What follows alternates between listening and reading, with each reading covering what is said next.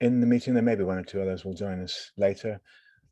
Just before we go any further, I should tell you that we're recording this meeting, and we're recording this meeting for the very good reason that we would like to put it up on our YouTube channel for people to see and dip into who are not able to join us. So I hope that's okay with everybody. Now, my name's Andrew Thinn. Certainly I recognise many of your names, but I don't probably know everybody. I'm chairman of the Scottish Land Commission. Live in Inverness, or just outside Inverness. Spent most of my life working in trying to improve Scotland's public services, and I also chair Scottish Canals, another public body. Now, before I go any further, I want to introduce the other people from the Commission who are here. So I'm just going to ask them, I'm actually going to ask them to introduce themselves, if that's all right. So Megan, would you like to introduce yourself, please, and say where you are and that kind of thing? Thanks, Andrew. Good evening, everyone. Yes, so I'm Megan McInnes. I'm one of the Land Commissioners. I'm joining you all from where I live in Applecross. I grew up on the Isle of Skye, and I've worked on land reform in Scotland and internationally for many years. So it's really great to be able to be part of this conversation tonight. Megan, thank you very much indeed. Emma, would you like to introduce yourself? Thanks, Andrew. Hi, everybody. It's lovely to see a fair few familiar faces out there this evening, and also quite a few new ones. So I'm Emma. I work for the Scottish Land Commission, and my job is Head of Land Rights and Responsibilities. So that's about helping people to put responsible land ownership actions into practice. I'm in Ardersier near Inverness now, but only recently having moved up from the Isle of Bute, where some of you I know you from, where I was involved in the community forest and the pavilion and Bute Fest as well. So thanks very much. Emma, thanks very much indeed. And Lauren, would you like to introduce yourself? Hello, good evening everyone. My name is Lauren MacLeod. I'm based in Oban. Prior to becoming a land commissioner, I was the chair of Community Land Scotland, which is the representative body for community landowners in Scotland. And I was also involved in the board of Storras Uist, which is the community landowner for the islands of Eriskay, South Uist and Benbecula. So in addition to being involved with community land ownership, I've had an interest in land reform for the last 25 years. So really pleased to be here this evening and looking forward to the discussion and questions later. Thanks. Lauren, thank you very much indeed. So we've now got 43 participants. Now, right from the beginning, when the Land Commission was set up in the beginning of 2017, the board went out of its way to get out, hold public meetings every month and engage with people. And that process was extremely important at the beginning because it actually shaped the first strategic plan and all the priorities that we pursued then, and then it more recently shaped the second strategic plan. So this is really important to us, because what people tell us and what people say to us and what people say they want us to do and what people say they don't want us to do shapes what we actually do and what our priorities are. So this is not we don't take these things lightly. The other, I think, really important thing about these public meetings is we are public servants. We're funded, the Scottish Land Commission is funded by the taxpayer, and I think it's really important to make ourselves accountable. So please, when we get to the discussion in due course, please feel free to challenge us. We're here to be held to account, and we're not afraid of that. Obviously, through the pandemic, we've not been able to hold public meetings in the traditional sense, and we found that pretty frustrating. So we've started experimenting with this online format, and I think it's working reasonably well, but it's new, and we'll make mistakes, but we're trying. The first few we did online, we used the chat function to sort of have a conversation with people, and that worked pretty well actually. But this evening we're going to try something new and actually use the hand raised function. So we're going to invite you to speak if you wish, but of course you may also wish to use the chat function. So please, in terms of how you participate, you can type into the chat box and anything you like, thoughts, observations, questions. But if you want to participate verbally, if you use the raise hand function, then I will try and make sure that everyone gets a chance who has raised their hand. I'll try and make sure you all get in. It may be tricky, the 42 people all raised their hands. I may struggle, but I'll do my best. The format, what we're going to do first of all is Megan is going to give a wee presentation, which is really just an overview. We're doing an awful lot of stuff, and we've actually done an awful lot of work already over the last 3 years. So it's quite difficult to tell you all that briefly, and yet, but we certainly don't want to sort of bore you by lecturing for hours. So Megan's going to give you a pretty sharp, crisp overview of what we're doing, but that's all it is. We've got an excellent website which you can look at, and Sarah, who's behind the scenes, you can't see her, but Sarah, who's behind the scenes, will be putting up links to the website and indeed anything else that enables you to follow up in more details, things that people are asking about or talking about, or that Megan raises or anything else. So there will be, we will try and balance the need to keep this digestible with signposting you to detail if you want it. I think that's, oh yes, and the only other thing I want to say is I will finish this at no later than 8:30. It's conceivable if we dry up that it will finish before 8:30, but I will finish, I promise you I will finish no later than 8:30. So please don't think you're going to be here all night. We won't do that. I think that's probably enough. I'll say a bit at the end about a follow-up as well, but I'll come back to that. Megan, I think I'm going to pass to you now, if you would, to just give us I do emphasize to everybody, this is a thumbnail sketch. We cannot possibly give you an in-depth account of all the things we're doing in 5 or 10 minutes. Megan, over to you.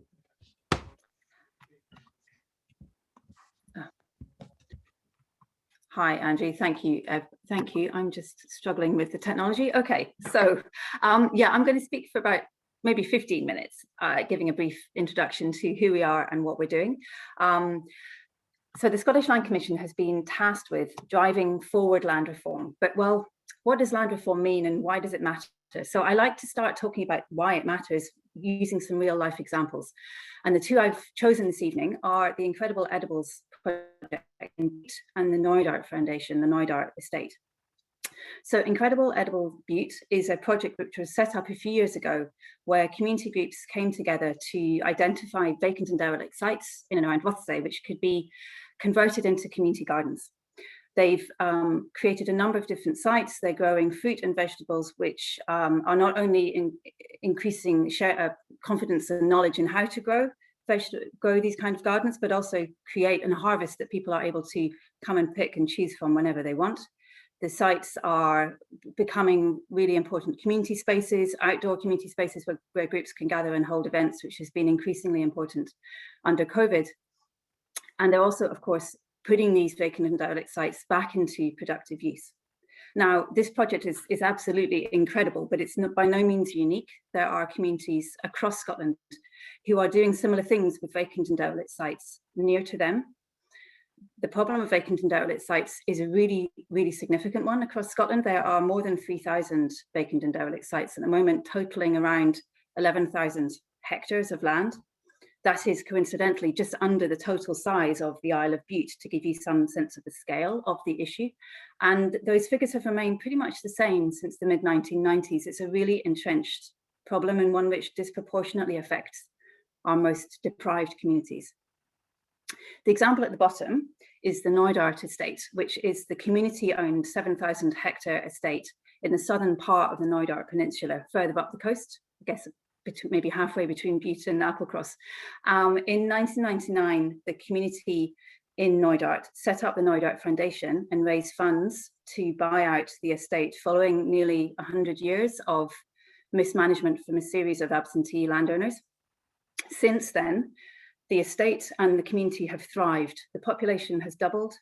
They've been building affordable houses. They've been bringing back into use and renovating a lot of the buildings on the estate which had been fallen into disrepair from neglect from the previous owners. They've had over 600,000 visitors in the 21 years since they came into community ownership and planted more than 500,000 trees. Now, Knoydart Estate is a really good example of the kind of transformation that a community buyout can bring to an area of neglected land in Scotland.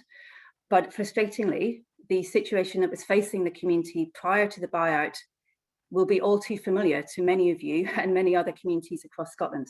And this is something that we found when we did research in 2018, which looked into the impact of Scotland's highly concentrated pattern of land ownership and what kind of impact that pattern of land ownership was having on local communities. Now, these two examples of Bute and Knoydart, and I could have chosen any from across Scotland, give an example of why the Commission believes that land reform is still so urgently important, and why we need to so urgently change how we think, use, own and manage land in order for Scotland's land to be fit for the future. Because land reform can help to ensure that local families are able to access affordable housing instead of moving away. It helps enable these kind of vacant and derelict sites to be brought into productive use. It can help support the farming and agricultural community to be successful and productive. And it can also help to ensure that one individual who owns a large area of land in a particular place is not able to make decisions about that land without considering the negative impacts on those around them. And it's for these reasons that the Land Commission is so passionate about the importance of land reform. And I'm hoping I'm going to be able to convince you of why to agree with me in this by the end of the presentation. Because we see land reform really as one of the essential parts of a broader efforts that are needed to make sure that communities across Scotland are places that people want to live and work in. And that we see land reform also as a key part of the wider response to the key public challenges, public policy challenges faced the climate emergency, the response to the COVID pandemic and how we recover and renew our economy, as well as addressing the housing crisis and other problems related to land ownership. So who are we? Well, the Land Commission, as Andrew said, was created in 2017 by the Scottish Parliament. We are the Commission is one of the outcomes of the 2016 Land Reform Act. And we've been tasked with driving forward land reform and a programme of land reform, not only in rural areas, but also across urban Scotland. And the advice we give to government to do this is not just advice around changes that are needed in laws and policy, but also advice around what can be done right now in terms of changing culture and practice and behaviour on the ground. Now, before I get into the detail, I want to talk a bit about a key Scottish Government policy which really underpins everything we're doing within the Commission, and that is the Land Rights and Responsibilities Statement. So this is another outcome following from the 2016 Land Reform Act, and it's actually the first in the world in terms of a government policy which articulates this relationship between land reform and human rights, recognising that along with rights to land come responsibilities. Responsibilities not just to your neighbours and your local community, but responsibilities to make sure that that land delivers for the public good. We used to consider, prior to the 2006 Act, we used to consider property rights as having a hindrance and a limit on land reform, but now Scotland is coming in line with the rest of the world in recognising that human rights are a means of progressing land reform, and that land reform itself can help us fulfil our human rights obligations. So in terms of the actual work and activities that we are doing, as Andrew said, we're about halfway through our second 3-year strategic plan. So this plan runs from 2020 to 2023. So the plan itself and our annual programmes of work, which provide more detail, are all available on the website, as is the detail on everything else I'm running through at a really high level right now. And Sarah is going to be putting up some links to various different pieces of work in the chat function as I go through this presentation. So this strategic plan has 3 work streams: reforming land rights, responsible land ownership and use, and reforming land markets. I'm going to speak about each one just for a few minutes. So the way in which we own and use land and manage it influences the distribution of power, wealth, resources, and benefits across our wider society. So it's really important that we think about what's required to achieve broader government objectives, for example, tackling inequality or dealing with the climate challenge, that these require rethinking the system we use for recognising and thinking about land rights. And achieving this will also meet broader government goals, for example, repopulating rural areas, increasing the amount of land and buildings under community ownership, addressing the problem of vacant and derelict land, responding to the climate challenge, and the broader efforts we need in terms of the economic recovery and renewal following COVID. So there are various elements to this first work stream. One is around encouraging a more diverse pattern of land ownership, and we're looking at the moment at the way in which tax reforms can help us to do this. I'm going to speak a bit more about tax later on. We're also identifying new governance models which could widen the range of people who are able to benefit from land. In Scotland, we tend to think about land ownership being either public or private, or NGOs or community ownership, whereas across Europe, it's actually much more common to have a broader mix of governance models involved in land ownership. And we've been looking a lot at what can be learned from European countries and brought over here. And in fact, the Noidart Foundation, which is the owner of the Noidart estate, is a good example of this, because the board of directors is not just made up of representatives from the community, but also from key supporting external agencies like Highland Council and the John Muir Trust. And we're also going to be continuing to look at how this relationship between property rights and the wider human rights relating to land, what we call economic, social and cultural rights, how that relationship can be better balanced. A core part of our work around this has been looking at what can be done to address the negative impacts that result from Scotland's highly concentrated pattern of land ownership. So we undertook research to understand those impacts back in 2018, and in the spring of 2019, we published the results, accompanied by a number of recommendations. And they focused in on the problem caused when land ownership is in effect a monopoly, and that this also becomes a monopoly around the way in which the control and decisions are made around that land. And then in the spring of this year, in February, we published some further details about legislative options that could be used to address these problems, particularly looking at the role of a public interest test in the case of large-scale land transfers. And this is a piece of work we're going to be continuing to focus on. The second work stream is around responsible land ownership and use. And this is about focusing on landowners of whatever type and what they can do to improve their accountability and their responsibilities, both in relation to local communities and the wider public good. So the core part of this work is what we call the Good Practice Programme. And this is the work that focuses on working with different types of landowners and local communities to implement the Land Rights and Responsibilities Statement on the ground. We've worked with these stakeholders to publish 8 protocols so far, which have provided further detail on how the statement can be implemented, as well as tools and further guidance. And we've worked with I think just over 150 different landowners and local communities in the last 12 months in terms of what this means for changes on the ground. This work is evolving now in terms of expanding to help local authorities and public bodies and the private sector think about mainstreaming the statement within their own operations.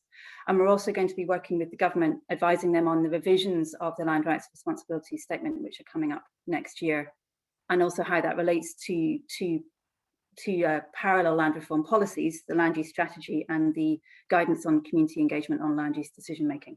And it's really great that we've got Emma Cooper on joining us for this meeting this evening, because she's the one who's responsible for delivering this area of work and can answer any questions you have. Another piece of work under the second work stream that has already been completed is the advice we've published to the government on how to implement regional land use partnerships. Now, these regional land use partnerships are an outcome of the Climate Change Act and also are part of the land use strategy.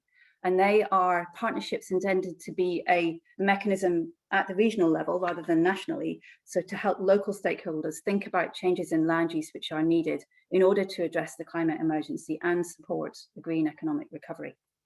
So we worked with a range of different stakeholders to develop recommendations on the best way to implement these partnerships, and the government is now taking this forward in terms of piloting regional land use partnerships in 5 areas, including within the Highland Council Authority area and within the Cairngorms National Park. The third and last of our work streams is called Reforming Land Markets. And this describes work we've been doing since we were created, which has been trying to understand why it is that Scotland's land market is really not functioning effectively and what can be done to address it. And what I mean by this is the fact, for example, that in some parts of Scotland there's a desperate need for land for affordable housing, But on the other hand, we still have this 11,000 hectares of vacant and derelict sites across the country, which have been like that for many, many years.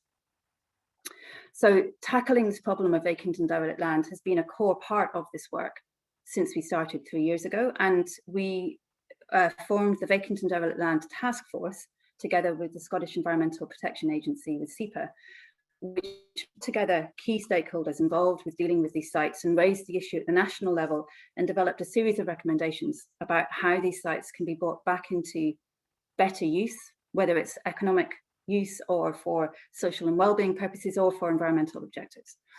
Now, the task force's work has finished. Some of the recommendations are being taken forward by the government, some are being delivered now by local authorities, and there are others that we are continuing to work on within our own programme. Another core piece of work in terms of the dynamics of a land market that we've been looking at is the way that is how the challenges in land being made available for housing, particularly affordable housing, can be addressed. Because we recognise that we need a fundamental change in how this is working if we want to be able to create places that people want to live in at prices that they can afford. So we have published a series of pieces of research and analysis which have looked at this, and we will be publishing the final conclusions and recommendations to ministers in the middle of July, so in about a month. One of the key findings, though, is that the situation is diverse across Scotland and that the challenges associated with the land being made available for affordable housing in remote rural areas where community development trusts are the ones that mainly deliver that housing is very different to the challenges facing the large-scale private developers who are responsible for the acquisition of land and the delivery of housing in some other parts of Scotland. So we need quite a nuanced response to these sets of challenges. In terms of the broader work we're doing on reforming land markets, one of the core questions we've been looking at is how Scotland's land values are changing and what the impact of that will be. We've seen massive, very significant increases in land value across most of Scotland, as we have done across the rest of the UK, and this is leading many to start to question who's benefiting from this and how those benefits can be more equitably shared across society. One of the first questions we looked at was, how can local authorities get greater access to the increase in land values which result from local authority and public investment in a piece of land? So, for example, if a particular site increases in value because of the provision of public infrastructure or that site receiving planning permission, how can that increase be more fairly shared between developers and local authorities and local communities? And what could local authorities then do with the increased access to finance, for example, providing more public infrastructure which can facilitate the provision of more affordable housing? That work has now been finished, and we've published advice to the government who's taking forward work and ideas around the tools needed for land value sharing. But we're also now looking at the way in which land values are changing as a result of our response to the climate emergency. For example, if there's increased focus on peatland restoration and tree planting and green infrastructure, what does that mean for changing land values? And what does it mean for how that land is going to be used? And most essentially, what does it mean for local communities and how can they access some of those benefits? Another element to the question of having a functional land market is the role of tax and fiscal systems. So last year we set up a tax advisory group, which was made up of various different experts with experience in this field and has been chaired by my fellow Commissioner Lauren MacLeod. So it would be great to have Lauren here to be able to answer any questions you have about this work. This has looked at changes that need to be made to the tax system to support broader land reform aims, and is a piece of work that will be ongoing. I wanted to, just before the end, speak a little bit about the work of the Tenant Farming Commissioner, Dr. Bob McIntosh, whose role is to improve relations between landowners and tenant farmers. So Bob has been spending a lot of time developing a series of codes of practice, guidance, and other tools that can help improve these relations. Him and the team have been responding to alleged breaches of these codes and also helping to facilitate mediation to help particular landowner and tenant farmer relationships when they are difficult as an easier option rather than relying on lawyers to sort it out, which ends up being very time consuming and expensive. Bob and the team have also been doing a lot of work supporting new entrants, particularly young people who are interested in getting involved in the agricultural sector and taking on tenant farms. We co-launched the land matching service with the Scottish Government and the Farm Advisory Service a number of years ago, and we've been doing a lot of work recently on succession planning with tenant farmers. So to end, I just wanted to let you know about a new campaign that we have just launched, which is called My Land Scotland. And this is a new hub, information hub, which has loads of case studies, podcasts, and other information about some really inspiring stories about what individuals and organisations have done to change the land around them and then transform their communities as a result. So the purpose of this campaign is to try and break through this idea that land reform is somehow geeky or technical or too difficult and unrelated to people's lives, and demonstrate just how many connections there are between land reform and everyday lives, and show how many amazing and innovative examples there are of really effective land reform across Scotland, and help those who are interested in finding out more find out the details. So I wanted to invite you all to join the conversation, to share your experiences, and also maybe ask us more questions you have about what land reform means. We have a website, but we're also very active on social media, on Twitter, Instagram and Facebook with the My Land Scotland hashtag.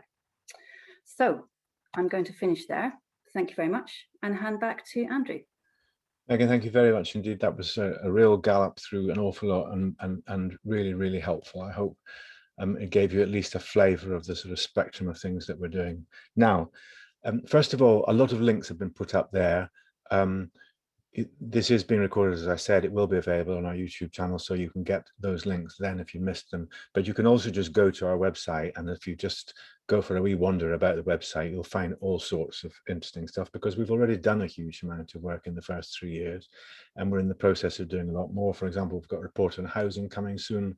We've got a report on tax coming soon. So there's lots of things coming. So what I want to do now, please, is we've got about an hour or an hour and a wee bit. Really want to have a conversation with you, and I want to hear from you with your thoughts, which you can either, if you look at on your screen, there's a button that says chat. If you click on that, you can type in your thoughts. So that's one option if you would like to do that, and I'll try and keep track of what's being said, and we'll try and respond. The other way of doing it is to click on the button that says raise hand, and I will then try and bring you in. But as I said before, if there's 48 hands go up, I'm going to struggle, but I will do my best. We haven't used the hand function before. I don't know how that will work. We'll see. But really, really want to hear from you. Thoughts, questions, observations, challenges, disagreements, anything. So please go for it, and we'll hear a few thoughts from you, and then I'll maybe pull some of the things together, and we'll try and respond. And I hope I'm going to be able to see this.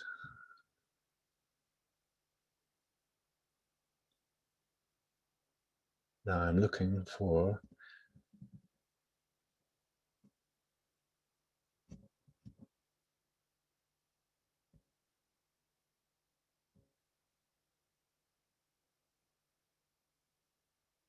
Sarah. I'm not seeing hands going up, so I might have to ask Sarah to bring people in, because I'm afraid I'm not seeing. Let me just see if I can find a way of doing this. Right, so here's things coming in on the chat now, so that's helpful anyway. But, we just had David Cow, I don't know if that's how you say your last name, David. His hand was up and it went back down. We've got Michael Foxley's hand up as well. Great, I can see that now. So Sarah, thanks very much. So please bear with us. We haven't done this before, and there's nothing wrong with trying new things, but it does. We will have to just figure it out as we go. Michael, I can see Michael's hands up. Let's hear from Michael. Michael, well, very warm welcome. I haven't seen you for ages.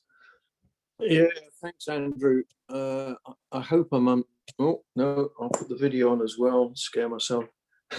Yeah, good to see yourself and Lorne from both our pasts. 2 or 3 things. Having been involved in land reform for about, I don't know, 40 years. It's good to see progress. I was just 2 or 3 points I was going to make. I think it's very important to state, and I think Emma did change it, because Noiduk was not a community buyout, it was a partnership buyout. And I think that's one of the keys for the future. It wasn't just the community, because literally You could put the community then in the back of a Land Rover. It was the council, the John Muir Trust, Chris Bracer Trust, etc. And the same was absolutely true of Egg. It wasn't just the residents, who were obviously absolutely key, but it was the council and the Scottish Wildlife Trust. And we refused, because I refused, to change the constitution. It was just the residents. We always listened to the residents, but it was bought because there was a supporting army behind the residents. And I think in terms of legislation and support from places like HIE, that's an important point. The more people you've got in your army behind you, the better, because you need some battle tanks. Same thing I wanted to say was things are absolutely dire in Lochaber at the moment.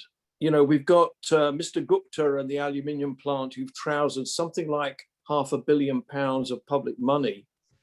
And there was talk about 120,000 acres going into community ownership, and close to zero has happened.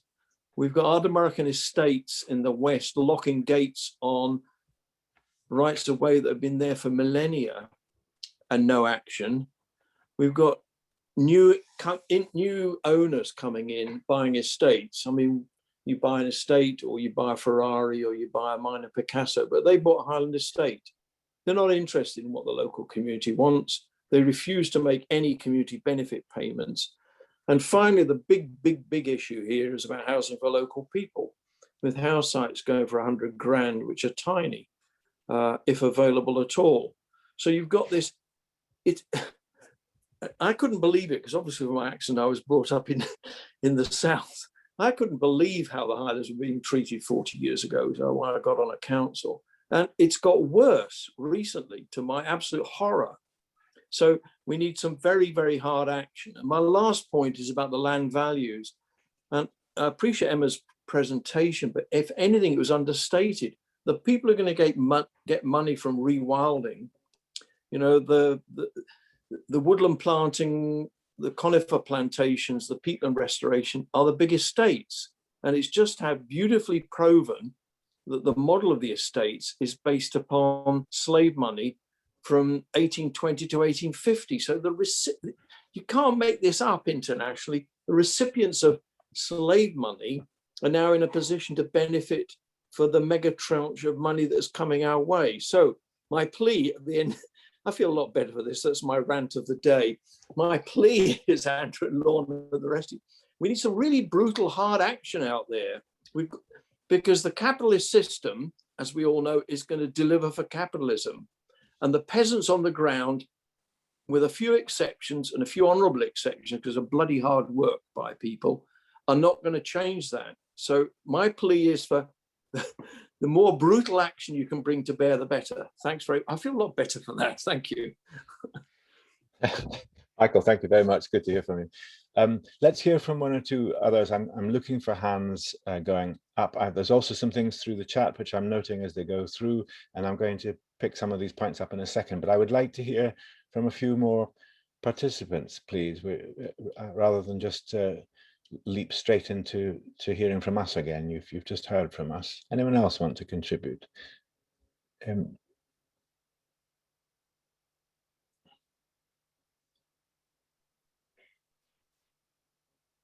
No, nobody else wants to offer a thought. Well, look, in that case, I'm going to try and pick up. So there's three strands that I'm going to pick up.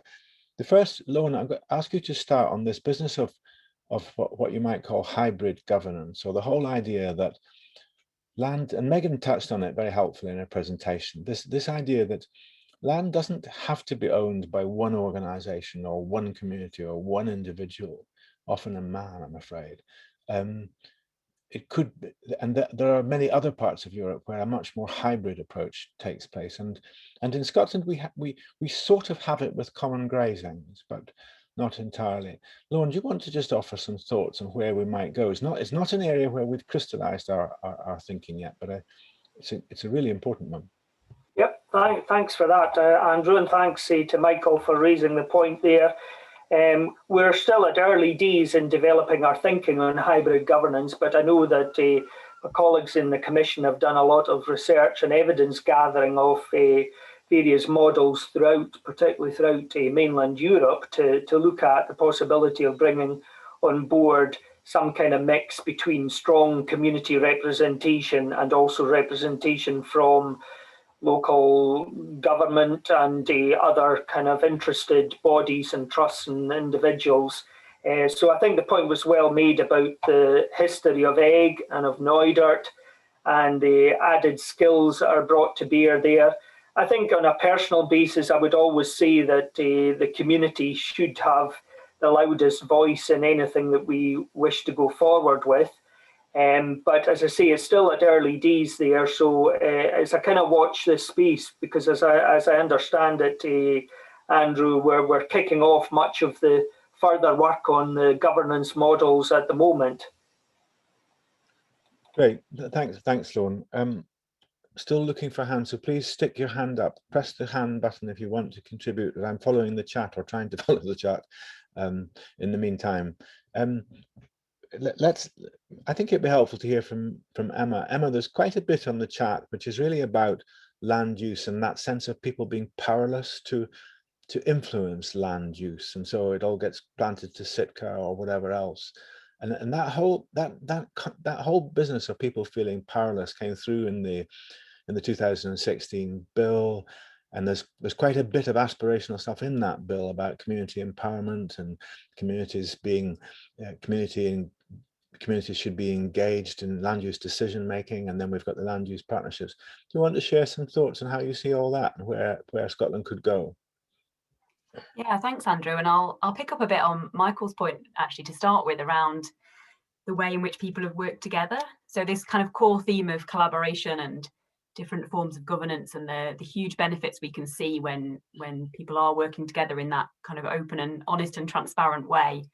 And it's one of the key things that we encourage the landowners that we work with to undertake, is around being transparent in decision making, talking to communities at a very early stage when there are significant decisions that are being made, or opportunities for communities and landowners to work together. And we say the same thing to communities too, where you've got aspirations or you've got needs that need meeting. And somebody has posted in the chat about Glenative, I think it was, and wanting to be able to grow food in their local community. You know, we really encourage you to talk to the landowner about that, those aspirations. And we also encourage the landowners, of course, to respond positively to that. Now, we know that's not always the case. And there are a number of mechanisms that are already available to us around planning processes, and we're talking about local place plans, and the regional land use partnerships are coming up. So there are things that are developing in that field, but there's an awful lot more that we need to do and that we could be doing as well. So we do encourage people to get in touch if there are issues like that, where they have tried to engage with the landowner and it's not working in the way that they'd like it to. Likewise, landowners, we encourage to get in touch as well if they'd like to explore with us how they can better engage with their communities.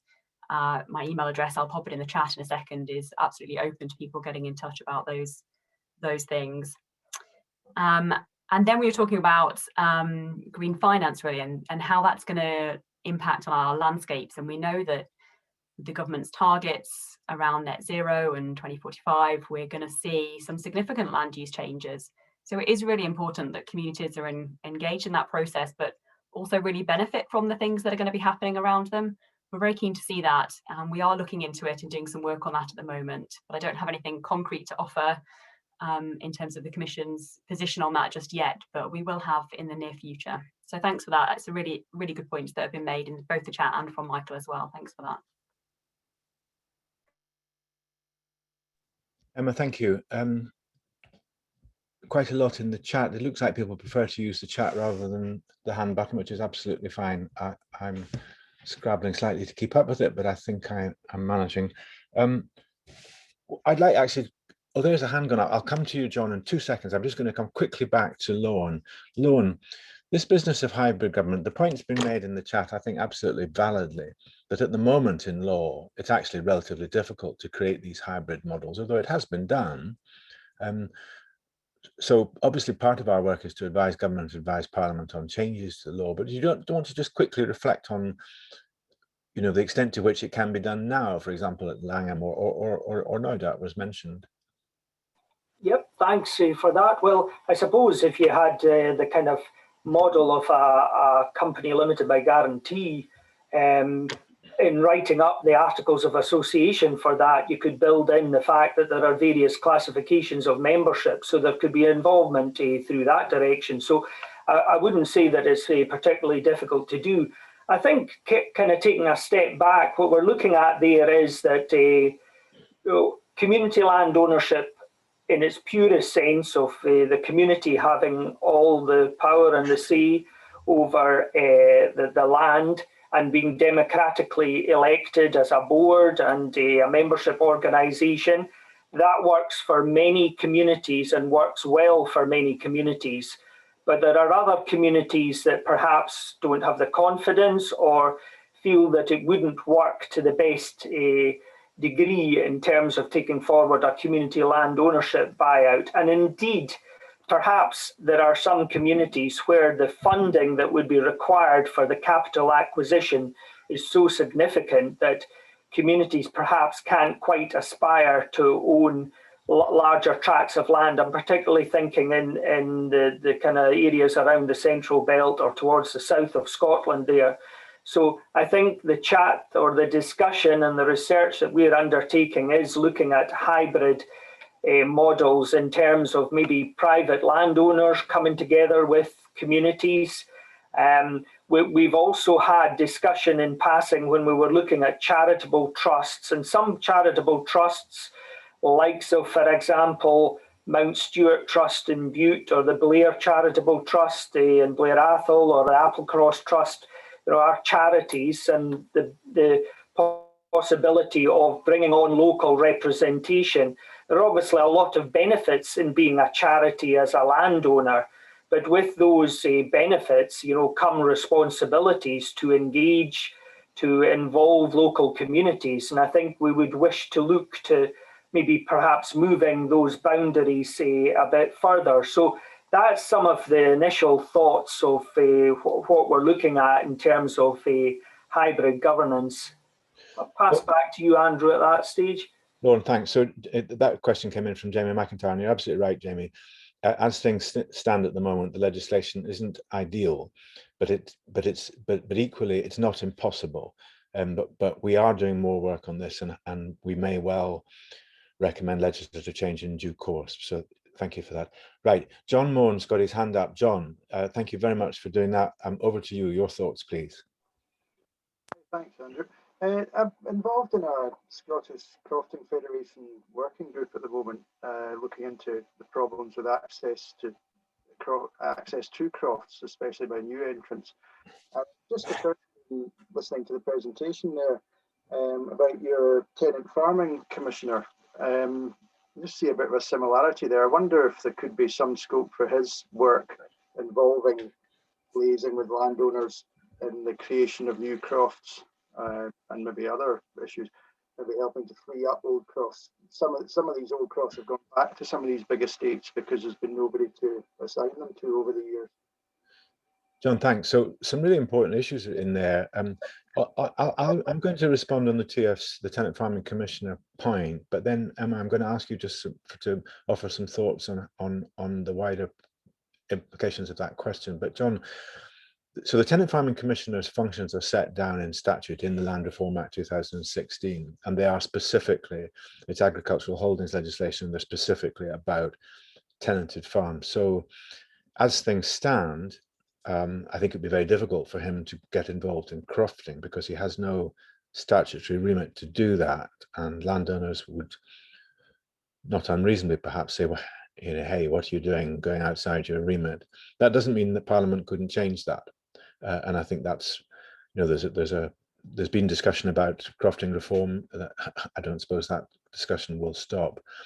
But the wider point about how it is possible to create new crofts now, or indeed to recreate crofts, to repeople areas that were crofted and are no longer. That is possible now within current legislation. It's not happening to a huge extent, which is a pity, because people like me, I was a crofting commissioner years ago, people like me were really enthusiastic about it. Emma, some thoughts on how individuals and communities might engage more in this whole business? Well, the creation of new crofts, but I mean, broaden it out if you like, as you wish, in terms of community engagement and land use decision making and so on. It's a hugely important issue. It's come up elsewhere in the chat. Yeah, it has. And I was just writing a reply to Mary about some of the sources of advice and support that are out there, but it turns out there's quite a few of them. So it's taken me a little while to respond, Mary. Sorry. I will finish that off in just a second. Yeah, the idea of access to land, whether it's for crofts or small holdings or farms or whatever the purpose is really important for people to find options for that. And we know that it's been a real challenge, and particularly with the increase in land values that we've seen, and that's continuing to happen, of course, as well. It's not something I know a massive amount of in terms of the support that's available out there for you, but I will put that together and send something through if you send me your email address more specifically.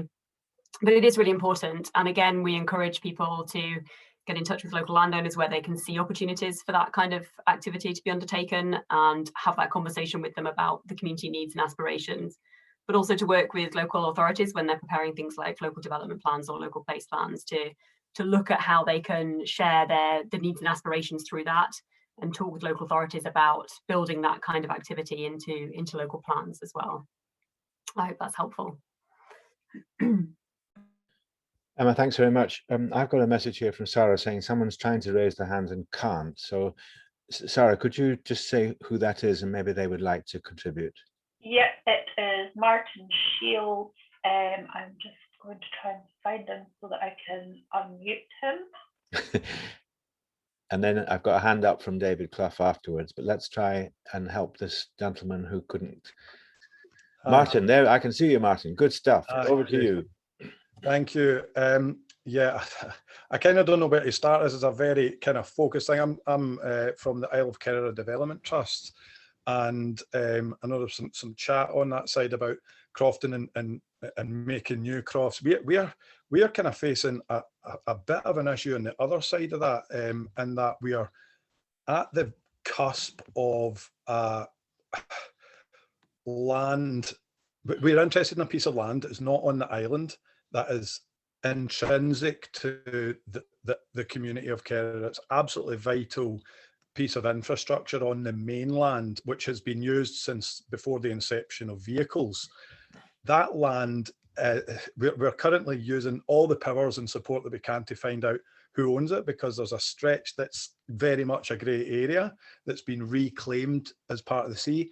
But the other part is registered as croft land. Now that land has not been crofted for probably half a century, and the owners live in Glasgow and have a holiday home there and are building a wee bunkhouse there and sorry, this is very Kerrera centric, but I guess the question that I'm kind of hoping for some help, because I couldn't quite get into the derelict land section there. It wasn't loading. Is there such a thing for croft land being looked upon as being neglected if it's not being crofted, for example? Because we are now, we've been in touch with the Community Right to Buy team. We're in touch with HIE, who have been amazing. We can't proceed. We don't have a legislative path, because part 2, we could register an interest there. Part 3 and 5, we can't, because we are not a crofting body. So we couldn't try to buy crofting land. Sorry, there's lots of strands to this. I hope nobody's falling asleep here. I'm trying to remember it all. So we've got a limited legislative path, but we're also going down the route of trying to get the council. We really feel that we have to get the council involved here. And there was another chap who said, I think when he was talking about Noidart, that it wasn't just a community body, it was partnership working. And we are trying to get the council, and by the way, CalMac and CMAL, because they're both public bodies who have a very much responsibility here, because this is where the ferry comes and goes to the island. So sorry, long-winded to give you a bit of background. I guess the question is, is there some grounds for looking at whether croftland should be croftland if it's not been croftland for a long time? And any advice on getting the council and other bodies to see that this is their problem as well as the community's problem? Okay, Martin, thanks very much indeed. So some of that's very specific, but I'm going to try and give you a quick answer, and then I'm going to see if Lorne wants to add to it, because Lorne obviously knows the area very well. The short answer is, if the land is in crofting tenure, then the Crofting Commission has significant powers to require the use of that land. Quite significant powers under the 2006 Act, I think it is. So the place to go for help is the Crofting Commission. At the end of this evening, we'll put up an email address, and if you contact us, we'll make sure that the connections are made. But if the land is in crofting tenure, the owner cannot just sit on it, and there's significant powers to deal with that. Probably not helpful to get dragged into the detail of the specific site here, but Lorne, do you want to add to that? You obviously know the place better than I do. Yeah, well, at the outset, I'd be very happy to have a chat with Martin there just to talk about the specifics, but perhaps for the benefit of the wider attendees at this virtual public meeting, I'll just talk about a few issues that are related to the issue that Martin brings forward. You know, one thing, and I don't know if this would be relevant in the Gallanach, the Kerala situation there, but there is a new community right to buy to advance sustainable development. And this is a new power that came in the back of the 2016 Land Reform Act, and allows a community to take forward or put forward a proposal to purchase land that is not on the market, but they can advance a case to say that their proposals would be beneficial in terms of advancing sustainable development. And then it would be for the Scottish ministers to decide whether that proposal should go forward. So obviously that's not a straightforward process. You would have to build up a portfolio of evidence to persuade the ministers that this is a worthy cause and can go forward. And obviously there's a lot of help from Highlands and Islands Enterprise and others that would give some guidance through that. This is still very early days, because that legislation, to my knowledge, has not been tested through that process. It's still so early days, and the kind of rollout of the procedures that follow that have just been rolled out. So that's early days. I would also flag up that we recently did a webinar on ownerless land. There's this kind of concept of land that can't really quite determine who the owners are, and there are processes that you have to go through in order to establish who could take over ownership. So I think I'm referring to Sarah, but it may well be on our website, the webinar that relates to that. So that might be of interest to general attendees here. But I see Emma's got her hand up, so she might have more information on that. So I'll just stop there and pass to Emma. Emma. Thanks. Yeah, I've popped it in the chat, but we have a decision tree that's coming out soon, and that helps people look at all kinds of vacant and derelict land, and it includes the issue of how to deal with ownerless land. And it's fairly easy to follow. I say, you know, on paper easy to follow. In practice, of course, these things are challenging, but it does set out the different options that communities and individuals have to pursue these things. So hopefully that will be helpful when it's published in the next couple of weeks. Okay, so Martin, we didn't entirely answer, and there's a lot of detail that we probably can't deal with here, but fundamental point, if the land is in crofting tenure, then the Crofting Commission has significant powers.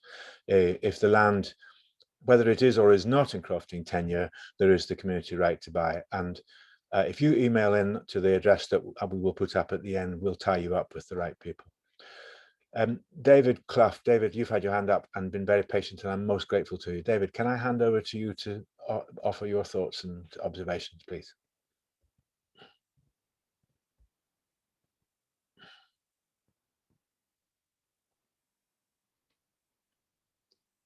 David, I think you're unmuted, but I can't hear you. I don't.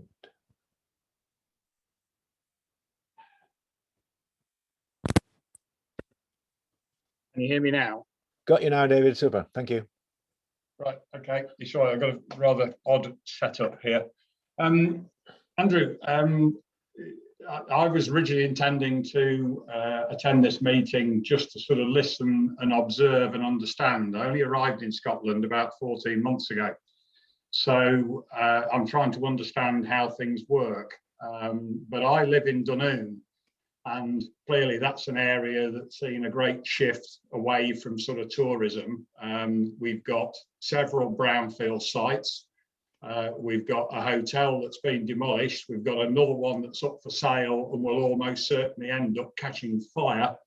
And yet Argyll Community Housing Association are about to build 100 homes on what effectively is forestry land at the moment. And earlier on, there was talk about the value of land.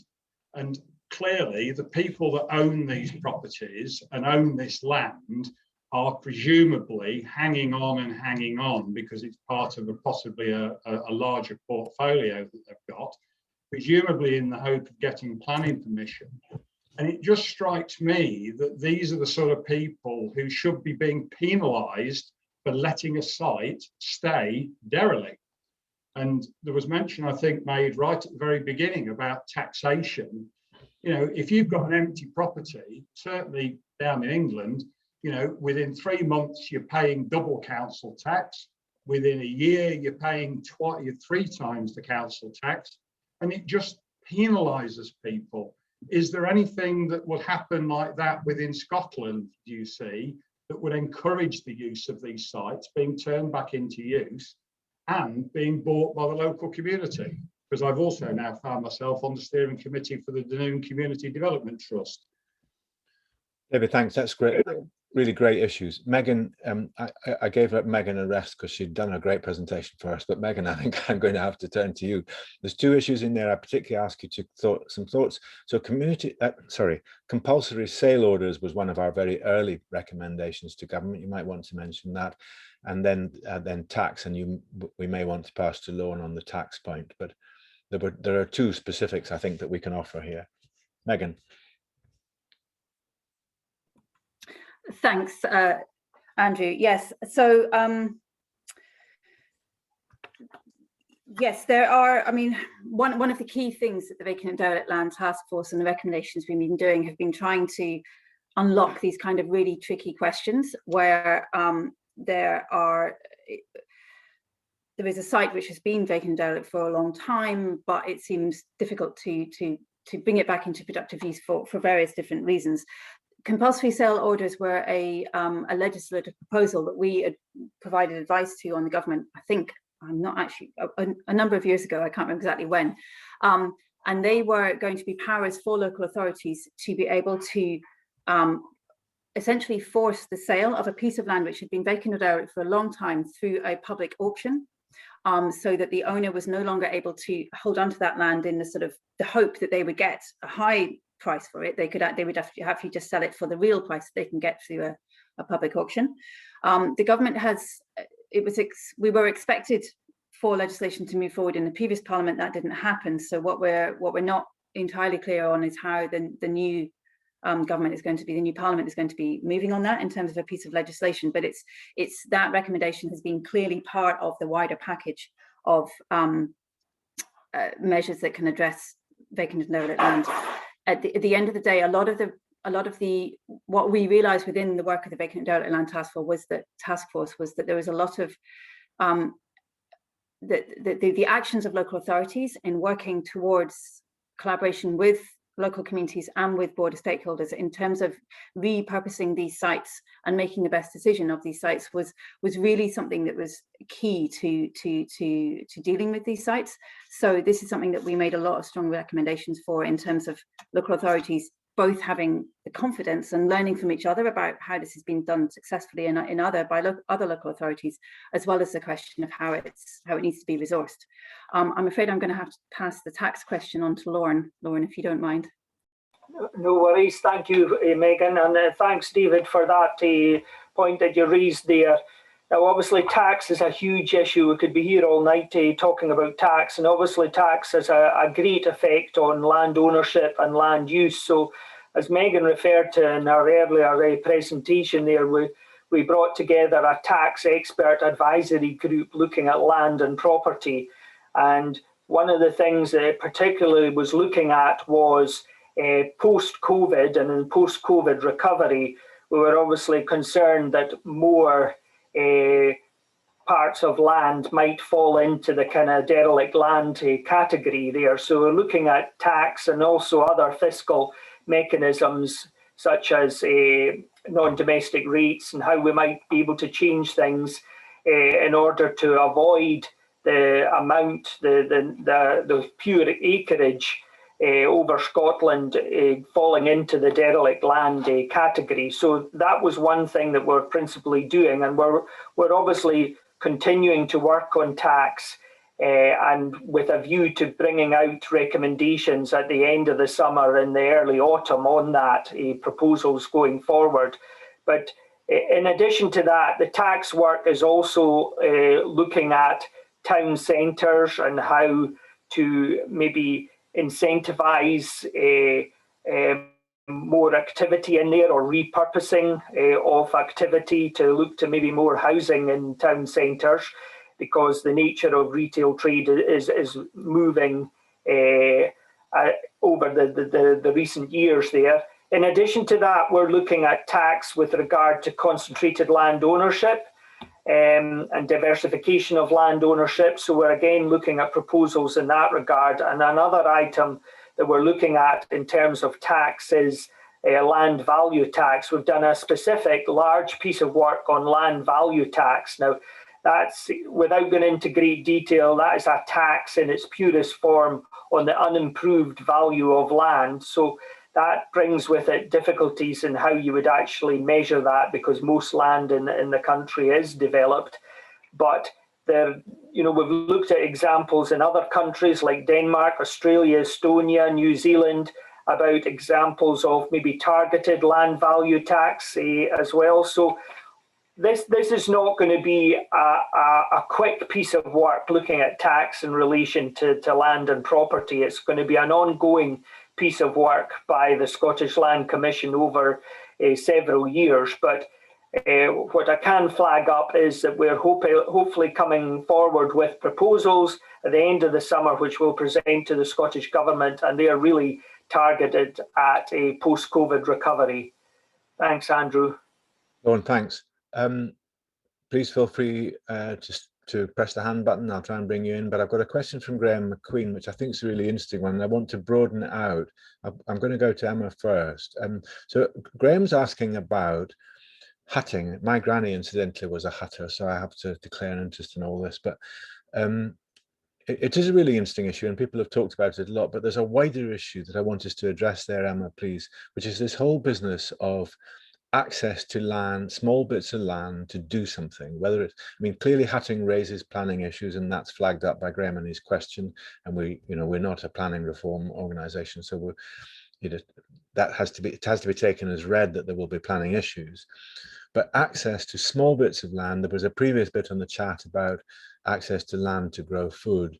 And we've done quite a lot of work on the fact that land in Scotland land ownership is so concentrated, and government has been quite explicit that we need to diversify the ownership of land. And it looks like there will be a further land reform bill in the next 2 or 3 years, which may well attempt to bring in further legislative measures to promote the diversification of ownership of land.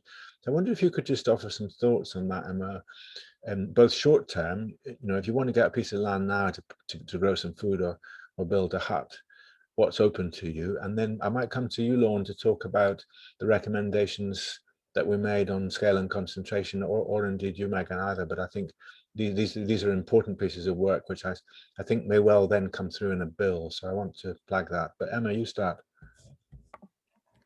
Yeah, honestly, I've been trying to rack my brains for something helpful to say on that, because actually it is really difficult to find small areas of land that you can use for things that you want them to.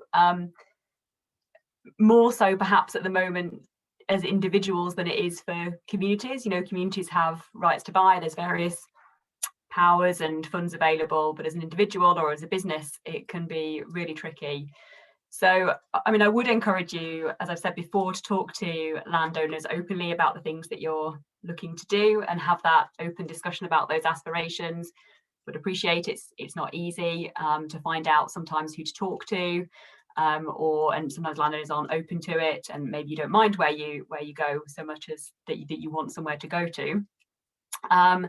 There are community landowners who you might find are open to that kind of conversation, of course, as well as the public bodies that have been mentioned in the chat, and private landowners.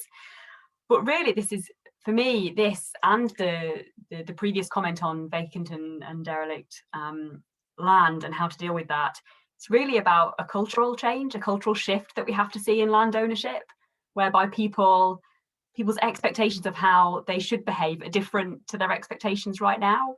So it should be unacceptable to leave land vacant and derelict, and it should be unacceptable to leave land being unproductive and not used in any useful way, when actually there are all those people, you know, even just this evening, who mentioned useful ways in which they'd like to use land. So we, in the Good Practice programme, you know, we work with landowners and we work with membership organisations across all the sectors to try and help people to see land in a different way and to understand their responsibilities towards land in a different way. And I think this is one of the key issues that keeps coming up, is around how we diversify that land ownership. How do we do that voluntarily, as well as how do we do it through legislation, or how we do it through tax and all of those other measures that are available to us. But I see you've got a few hands up, so I'll hand back. Yeah, no, Emma, thank you very much. Lauren, I'm conscious Sandy Brunton's got his hand up, and I'm very keen to hear from Sandy. He's got a lot of experience. Lauren, just very briefly, could you just say a little bit more about our recommendations on scale and concentration? And then the other issue I want to pick up at some point, and I think I'll bring it to you, Megan, is the whole business of carbon capture and land values rocketing. But Lauren, just quick outline on scale and concentration. Yeah, please. well, I'll talk about concentrated land ownership. Just briefly for Graham on the hutting there.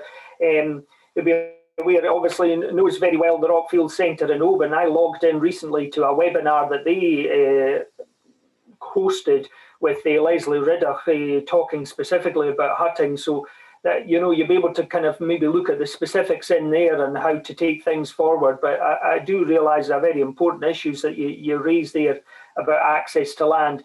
Moving on to our work on scale and concentrated land ownership in Scotland. We've done a lot of work over the last few years on that, done a lot of research. I think we had over 400 people responded to our research questionnaires on concentrated land ownership. What the findings out of all the various reviews that we did came out with was that, you know, concentrated land ownership is a problem for many areas, particularly rural areas in Scotland. And it's not perhaps the scale itself, it's more the actual concentrated land ownership. So you might not have a very large island, but the fact that that island is wholly owned by one individual is having a negative effect on the economic community development in that particular area and availability for housing. So we came up with various recommendations in relation to concentrated land ownership. We have proposed a test of public interest that should be taken forward for significant land transfers and acquisitions. In addition to that, referring to what Megan talked about earlier there about land rights and responsibilities, we've also proposed that there should be legislation for a review process where there is evidence of adverse impact in relation to concentrated land ownership. So in addition to our initial recommendations, we then moved on to making some suggestions as to legislative proposals. And as Andrew has just mentioned, we believe that there will be a land reform bill within the lifetime of this Scottish Parliament. So perhaps much of that might be taken forward as legislation. So I'll pass back to you there, Andrew. Lauren, thanks. Graham, thanks for raising that. And like you, I benefited immeasurably from my grandmother's hut, which sadly, because she didn't have security of tenure, was burnt to the ground in the 1970s, much to my sadness. So big issue. Very keen to hear from Sandy. Sandy, you've got loads of experience for going back years and years and years. Your thoughts, please. Thank you very much. I think that this whole evening has generated lots and lots of questions in my head. So first thing, I've got quite a lot of, well, a couple of things perhaps that's relevant to think about. And I was thinking about tax, and actually I was thinking about the corporation tax on capital investment in agriculture or forestry. And as far as I understand, if you've got a big private pot of money, that you don't need to pay corporation tax on a longer term investment, which means that often communities, if they're trying to get access to that piece of land, they're not likely to be able to bid to the level that some other private organised, well, whether it's a corporate or a pension or whatever, can bid. So that's just a question about tax and whether that kind of thing can get brought into the questions, because actually I think that it may well be the case that community groups will need to go by the valuation, and other organisations may be able to avoid to do that, and the value of it is much greater if you don't have to pay the corporation tax. Bit of a convoluted kind of question, but the other one was about communities actually, and it's been buzzing around about in my head. And Emma talked about attitude, and actually I live on the Isle of Mull. It's a fantastic place. Lots and lots of people want to come here to holiday, and there's lots and lots of holiday houses. And there's some communities that are settlements that have 50 and sometimes 70% of the properties within them that are actually holiday homes. The people don't live there. And how do we qualify that as a community? And how then do we get the option of making that kind of place better able to cope with how young people want to live here or to work here, etc. On Mull, we have a huge challenge in terms of housing and in terms of how we encourage people to live here and to bring their families here. And it's where there are lots and lots of houses, but actually very few folk live in them. Sandy, thanks very much. On the tax point, I'm just going to park that. It's a really useful observation. I'm very grateful, and Lauren will have clocked it, because we're still in the middle of a piece of work on tax, and we're publishing our thoughts on that later in the year, I think, Lauren, certainly before the end of the year. So we'll clock that. The housing, so lots and lots of very clever people, certainly far cleverer than I am, have thought about housing for years. This is not a new problem, but it certainly is becoming, in some places, more acute, and certainly it is already extremely acute in a lot of places. So we are publishing a piece of work on housing later this summer, I hope, possibly early autumn. There are no magic bullets on housing, but I'm going to ask Megan just to say a few things on housing, Megan, and then, unless another hand pops up, I'm going to ask you to also maybe a little bit on the sort of carbon capture and community. You know, how do communities, you know, there's people capturing their CO2, and how do, but communities not getting any benefit from it? Well, it seems a bit unfair. But just a brief synopsis on where our thinking is on housing, please. Thanks, Andrew, and thanks, Sandy. Yeah, this is a huge issue, and it's a massive issue here in Applecross, where I live, where I think we have about 50% or approximately half of the houses are not residents. They're either short-term lets or they're second homes, which are used maybe, you know, one or two weeks a year. It is a massive issue. There are various ways that we come to this from the Commission in terms of the study on the question of land and how land is being made available for housing. I think that study is coming out in the middle of July. I may be wrong, but keep an eye on the website. We have to be careful in terms of our own work and making sure that we focus on the role of land in terms of the provision of affordable housing, rather than, you know, we are not the Housing Commission, and there are other parts of government and other groups that have a role to look at that. But in terms of our work on the role of land, then what's really clear in places like Applecross or Mull or many remote areas, there is to some extent a blockage in terms of land being made available for housing. And because it is local community development trusts, often working in partnership with organisations like the Highland Small Communities Housing Trust. I'm sorry, I've forgotten their new name.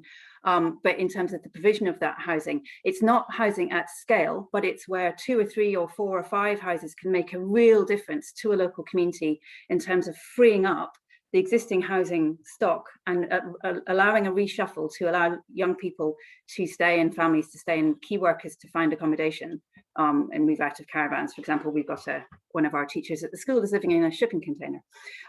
So we've been doing a lot of work on that, looking at what's needed to help development trusts scale up what they're doing, what's needing to unblock the availability of land in those areas, and also the role of planning, and particularly planning authorities. And I know that Argyll and Bute is one of the councils that have been able to take a view around planning for affordable housing, which is more nuanced than simply looking at a blueprint for affordable housing planning requirements across Scotland. So I think the role of our local authorities and planning departments in helping this to happen is really key. And these are the kind of recommendations we're making in this work. But this work is still focused very much on the question of how the role of land availability for the affordable housing question. There's the broader question of short-term lets and second homes.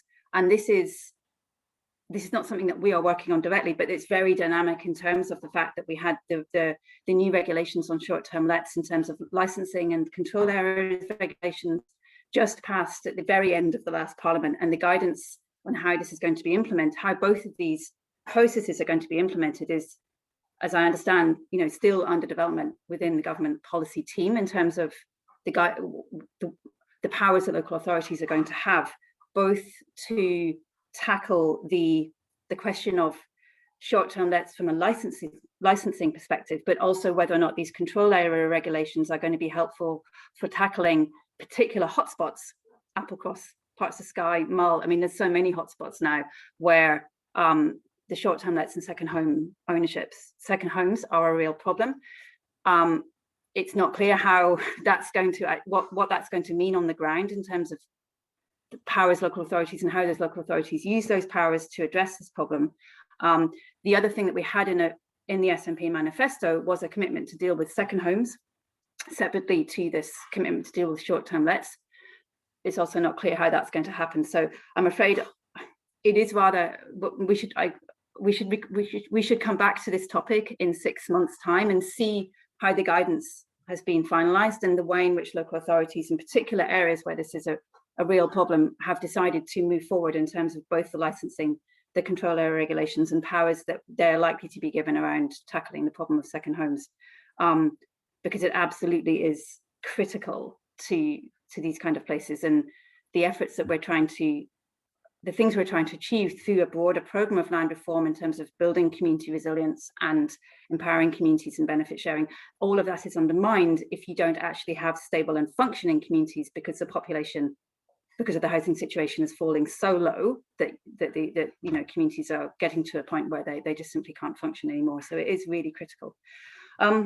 Megan, thanks. Just on some useful points from Andy Whiteman, just going through the chat on housing, okay, making the point, a number of planning points, which I certainly would echo, having chaired a National Park Planning Authority and tried to look at some of these things. Megan, sorry, quite briefly, because we are running out of time and I've got someone else waiting, but quite briefly, just some early thoughts, because it's very early, on the whole business of carbon shooting land values up. Yeah, sorry, Andy, I hadn't seen any of your comments there. It's difficult to read and talk at the same time. On the sort of green layered topic, this is definitely something we want to look at. It is something that we are actively researching. We're trying to understand just how much market demand there is for pushing increasing values of land for estates with carbon sequestration capacity, whether that's through reforestation and tree planting or peatland restoration. There is we're considering looking at potential protocols, building on the land rights responsibilities, which could then be extended to these kind of environmental and carbon sequestration stewardship type of models.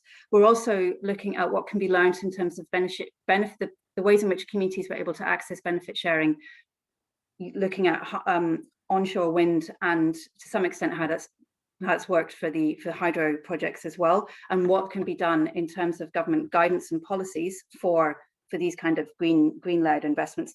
The other thing that's, I think, worth noting is that this is a very live international debate at the moment as well, and there's a huge amount of discussion globally about the way in which communities are able to benefit from the sort of increased investment and focus on natural capital potential that's coming out of the COP26 discussions of climate change negotiations in December.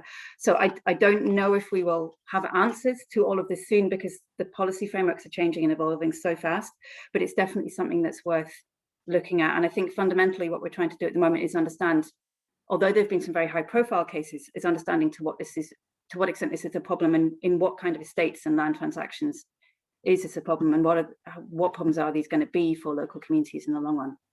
Thanks, Andrew. Megan, thanks very much. I really put you on the spot there, and I apologise, but really great to get that really gallop through a pretty wide thing. Emma, I can see your hand. I just want to, there's somebody called Sebastian wanting to ask a question, but I can't get a hand. So Emma, can you either relay the question or let Sebastian in somehow? I have just unmuted Sebastian. Oh, there's Sebastian. Sebastian, if we unmute, we've got you. Right, go for it, please.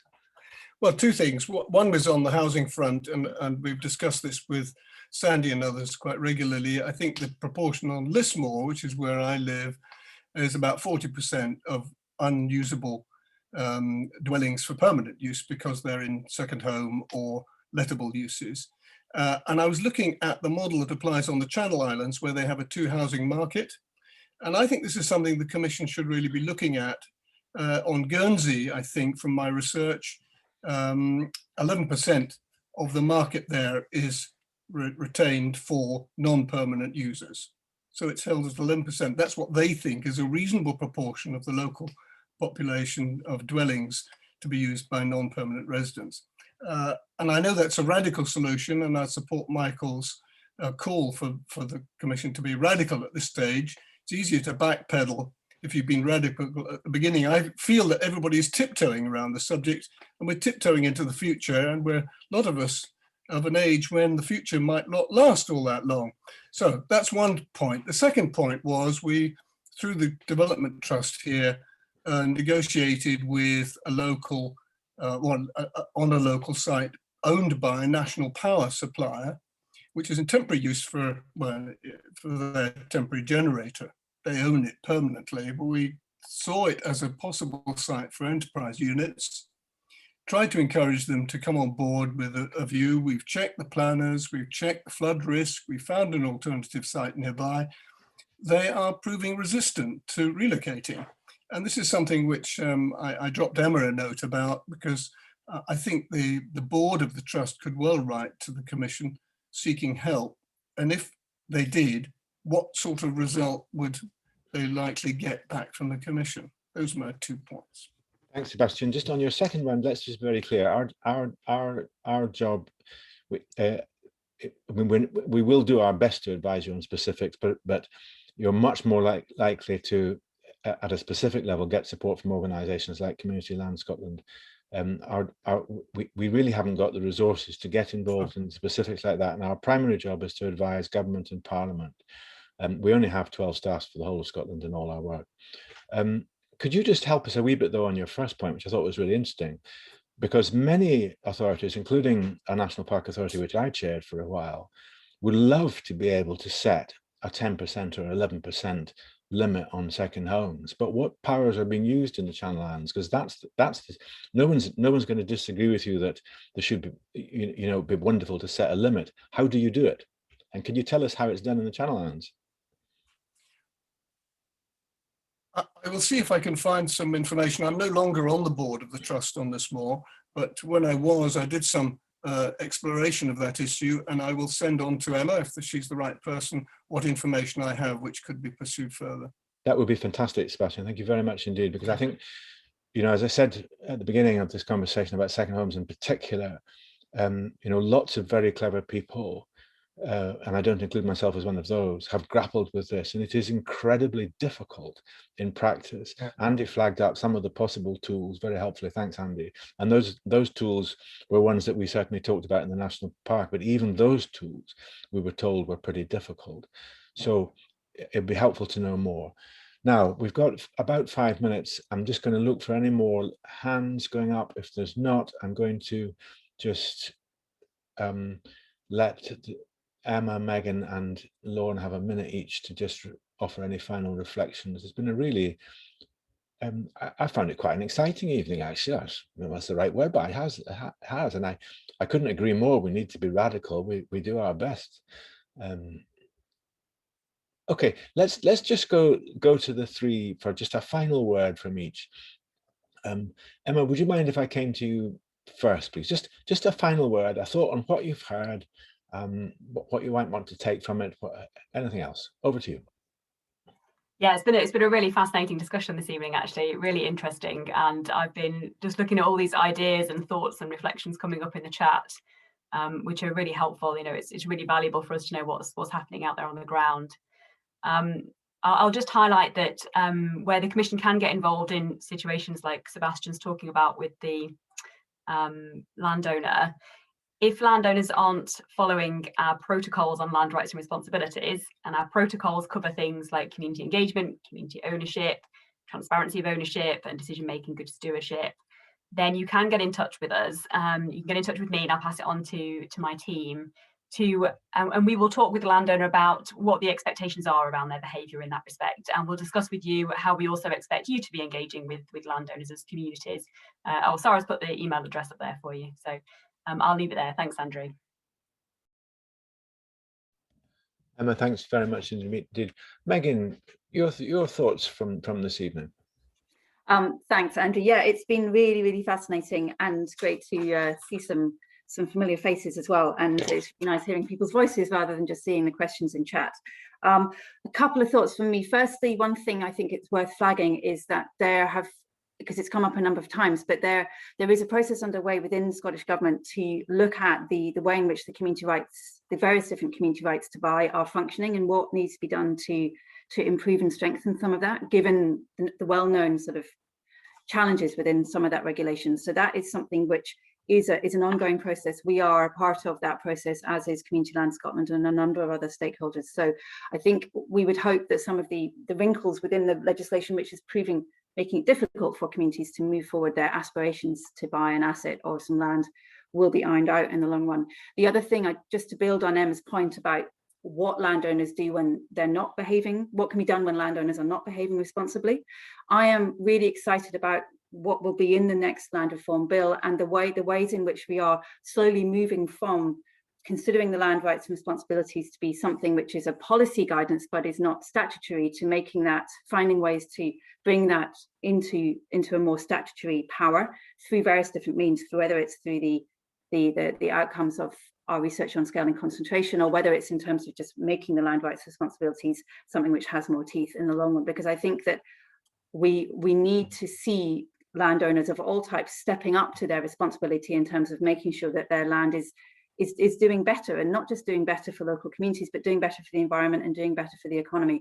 And there's numerous benefits from doing this, and we need to step away from kind of an approach to land which is basically you kind of just leave it to sit there doing its thing, because that's no longer acceptable. So I'm really excited about what we're going to see in the next bill as these frameworks evolve, in terms of hopefully enabling communities to address some of the problems they're currently facing, which we've heard a bit about this evening. Megan, thank you very much indeed. And Lauren, from the heart of Oban, your thoughts, please.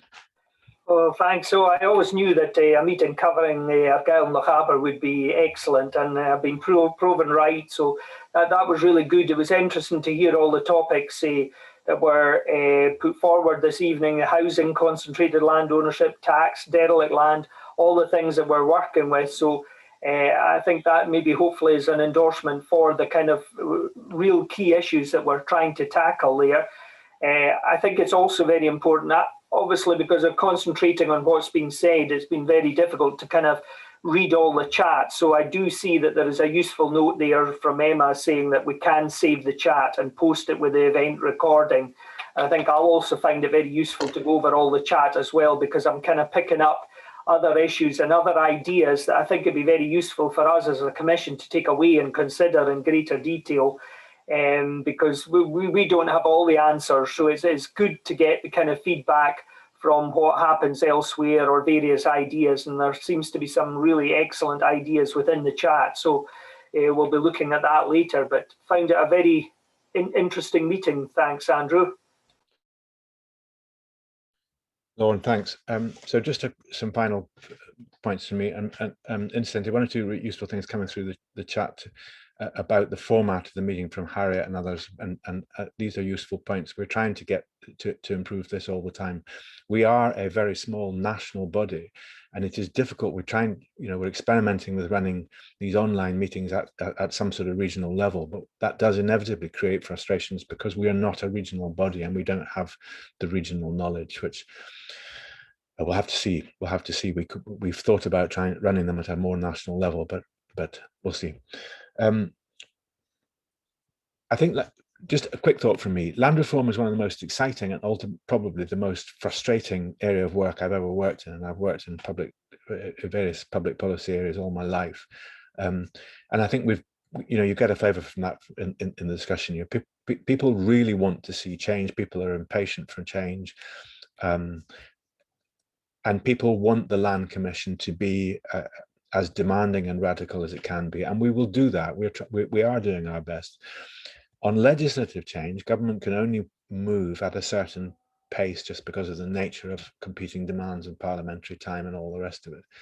And I think this will always be frustrating because people, in a sense, the population is almost always going to be ahead of Parliament on this one. My grandfather was frustrated about land reform. My father was frustrated about land reform, and I'm frustrated about land reform. But I do think this is a really interesting time. We've got a bill coming that seems almost certain now, that there will be a land reform bill in this Parliament, probably in the next 2 to 3 years. That's a really exciting thing.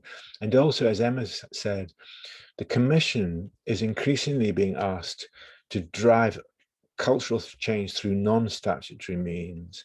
And I think, we've seen what the Tenant Farming Commissioner has managed to do to drive a shift in the agricultural behaviour of agricultural landlords and agricultural tenants. And I think there may well be scope to do more there. So I'm a great optimist as well as being very frustrated. Can I first of all, thank Megan for the presentation. Much appreciated, Megan. Thank Emma and Lauren for fielding all the questions which I couldn't possibly answer, and Sarah, who has managed to do a superb job at putting links up.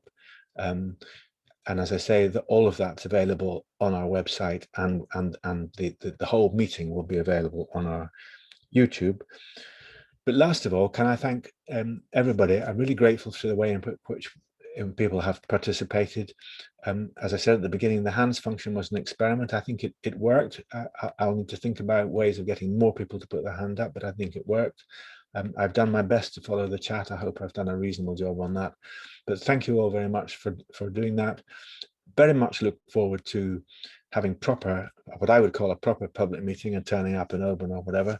But we will continue to do this online format as well, because it enables people to access us that can't otherwise do so. Sarah has put up an email address and all the rest of it. Normally after a public meeting, I would expect people to come up to me and say, I want to talk to you about such and such, but I don't want to say it in public. So for that reason, there's an email address. If you do want to speak to me or anybody else in private, email in and we'll phone you. I have no qualms about that. I'm happy to do it in confidence and all the rest of it. So don't hesitate to use the email address if you would wish to speak to us. But otherwise, thank you all very, very much indeed. You can't have a safe journey home, but you can have a safe journey to your kitchen. So please make it, and much appreciated. Good night to you all. Thank you.